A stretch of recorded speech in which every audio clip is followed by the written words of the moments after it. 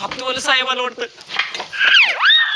ओ तोंड का लपवायलाय? आम्ही जनगणनेसाठी आलोय. जनगणनेसाठी आलेत का? बोला की साहेब. तर मला सांगा तुमच्या घरात किती लोक राहतात? घरात वे मी, माझी सोन्यासारखी बायको आणि पोरग. ठीक आहे मॅडम, आई वडील आणि बाकी इतर कोणी राहतं का? नाही हो, बायकोला तिच्या आई वडिलांची आठवण काढायला वेळच मिळत नाही.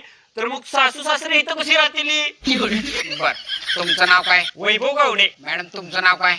मयुरी गावडे. हो, मॅडमला विचारलेल्या प्रश्नाची उत्तर तुम्ही का सांगताय? त्यांना सांगू दे की. नको नको, ती सांगायला लागली तर तुम्हाला पश्चाताप होईल. पश्चाताप कशाचा आला? आमचं कामच ऐकायचं आणि लिहून घ्यायचं. सांगा मॅडम, तुमच्या सासू कुठे गेल्या? कर चालू. काय सांगू तुम्हाला, घरात भांडी घासायला लागतात म्हणून शेजारच्या जाऊन बसत्या. ह्याची काही काम करायला नको, नुसतं वाट वाट वाट वाट